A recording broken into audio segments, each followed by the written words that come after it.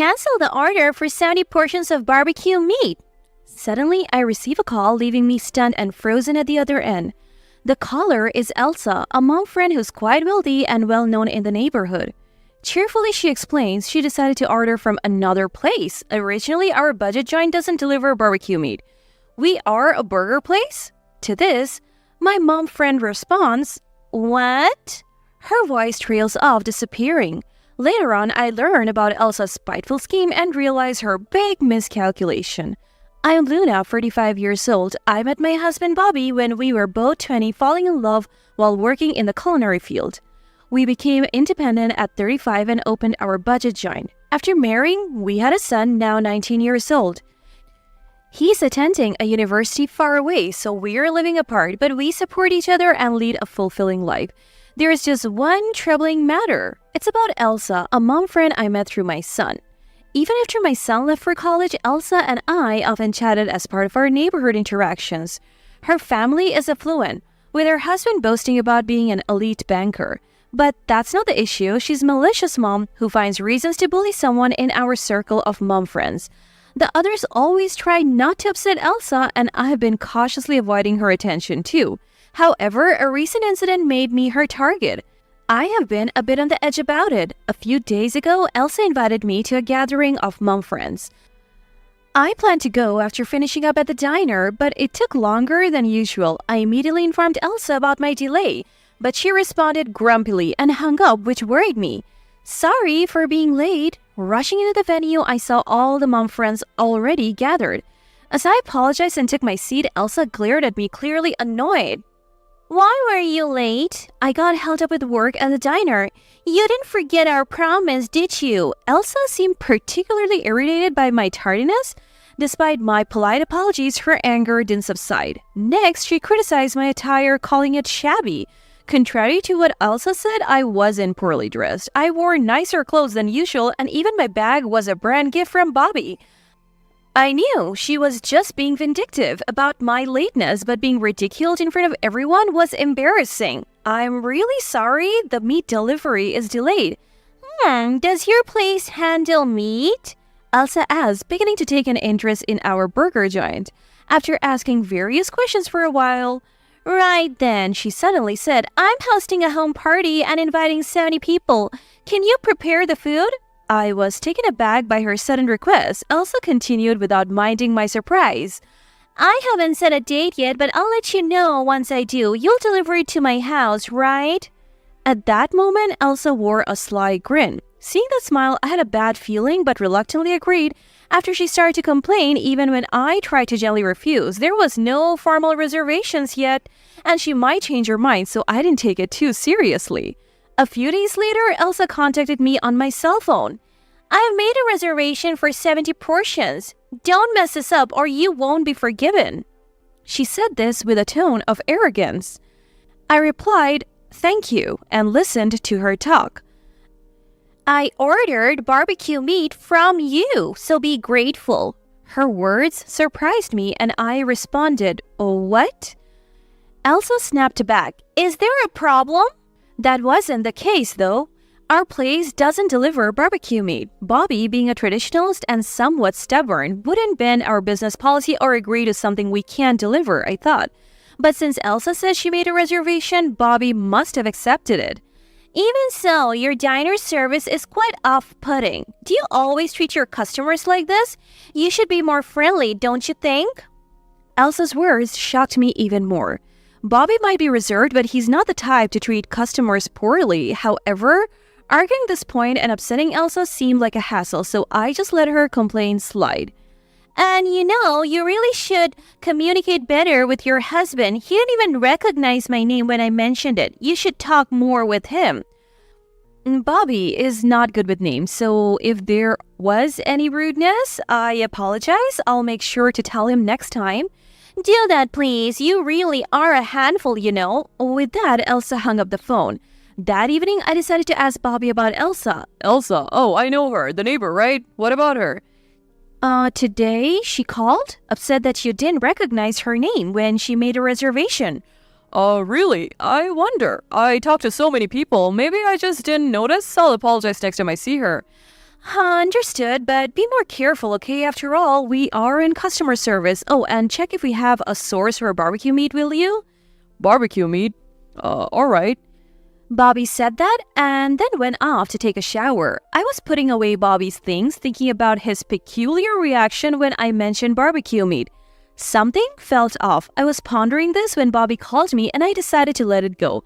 On the day of the delivery, I looked over the note Bobby gave me while straddling my bike. It was a light day for deliveries. Just as I was about to finish and approach the last house, my cell phone rang. I answered, "Hello." It was Elsa on the other end. "Cancel the order for 70 portions of meat." This sudden call surprised me and I froze. Elsa, in a good mood, she explained, "I decided to order from another place. I got the notice just 3 minutes before delivery, but plans changed. Sorry." I quickly checked the note in a panic. The note Bobby gave me listed the house and times for delivery, but Elsa's name wasn't there. I thought today wasn't the day and started sweating, wondering if Bobby forgot. "Was today the delivery day?" Elsa replied in an annoyed tone. "Of course it was. Aren't you a bit out of it? I definitely ordered 70 portions of barbecue meat today. Well, it's canceled now, but how can you run a business like that?" I struggled to understand Elsa's sudden talk. This was getting weirder, Elsa growing impatient with my silence. "Are you listening?" She raised her voice. Elsa might be misunderstanding something. With that thought, I hastily responded to Elsa. "We are a burger joint, you know." Hearing this, Elsa replied with a puzzled, "What? We are a burger place, so we don't deliver barbecue meat. Are you sure you ordered it from us?" "Yes, that's right. You agreed to the meat order, didn't you?" "That's strange. Originally, we don't handle barbecue meat. Maybe Bobby made an exception and sourced barbecue meat after Elsa asked." As I said this, Elsa sounded flustered. I was confused and didn't understand what Elsa was talking about. Then after a few seconds, Elsa exclaimed, "I got it. You're lying." Excuse me? "You're lying because I suddenly canceled the order for 70 portions, aren't you? You surprised me. Don't scare me like that." Elsa said this, sounding angry. I tried to explain that I wasn't lying, but Elsa wouldn't believe me. "Just because I played a little prank, you're telling such lies? You're in customer service, aren't you? Do you think that's okay? What are you talking about? Did you really order meat from us?" "Huh? What are you talking about?" Seeing Elsa confused, I decided to explain our Burger Giants policy. Our place mainly serves burgers. We have steaks and appetizers on the menu, but we have never sold raw meat or delivered it. After hearing this, Elsa gasped, seemingly at a loss for words. Wondering if she understood, I heard her say in a faint voice, "That's a lie." Feeling this was the moment to speak my mind, I said, "I'm sorry, but something doesn't add up since our last conversation. Bobby might not be the friendliest, but he is always polite to customers. He's quite stubborn and doesn't deviate from his policies. But when I heard he accepted an order for barbecue meat, I was surprised." "What are you trying to say? Maybe there's been a misunderstanding?" At my words, Elsa seemed to realize something. "I'll check with my husband again, but could you please recheck your order?"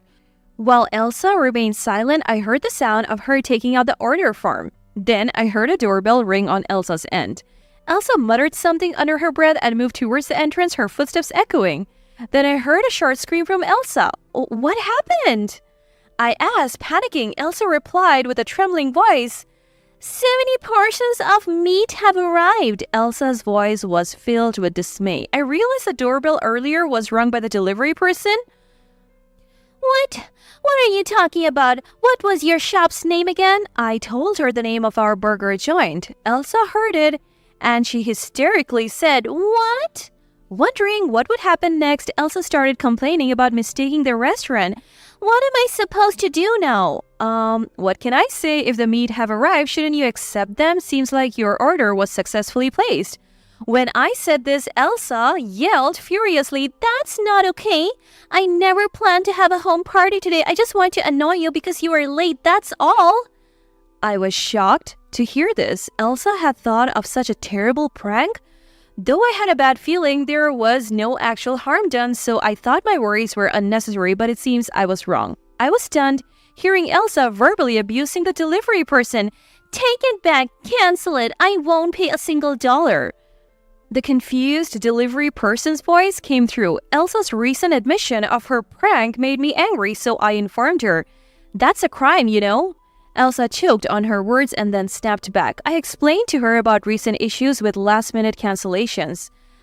Last-minute large cancellations are problematic. There have been cases of damages being paid, so you could be sued. "Why would you know that? Stop making things up."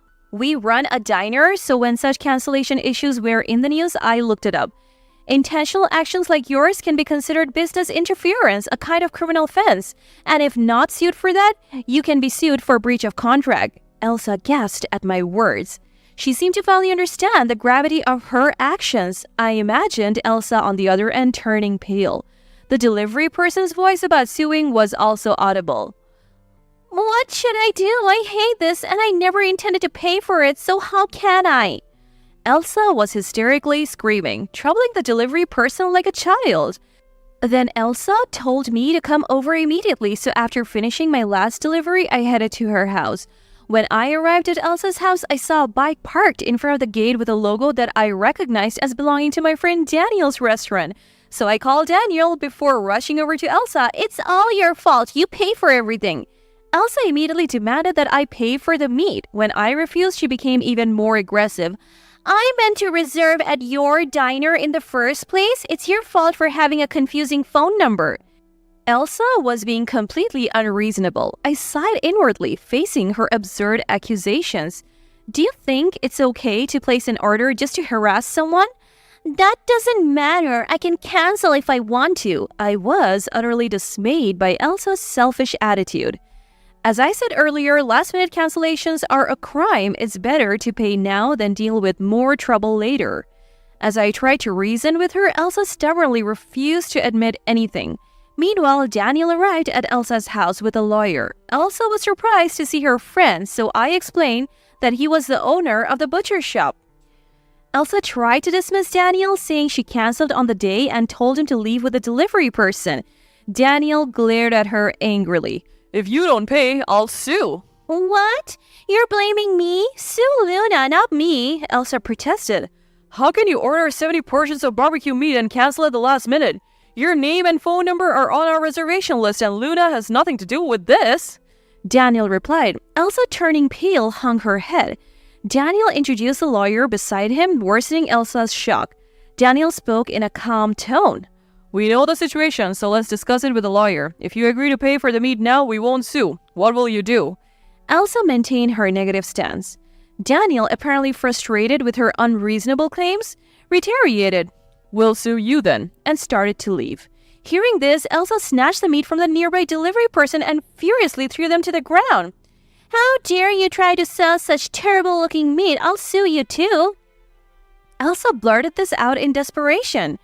Faced with her behavior, Daniel had no chance but to make a tough decision. Later, Elsa was sued by Daniel.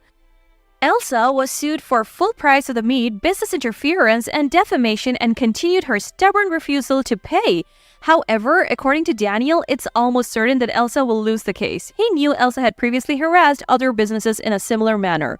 Bringing the lawyer was to secure evidence against her. I was shocked to learn about these new facts. Ultimately, Elsa had to pay various damages for the meat and business interference. Her past malicious acts towards other businesses were also recognized and she had to pay them too.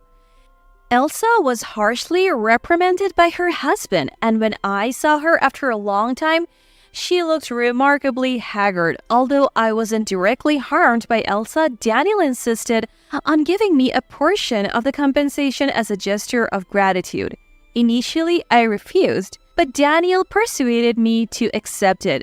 Other mom friends who run businesses thanked me, and they started coming to our burger joint to hang out.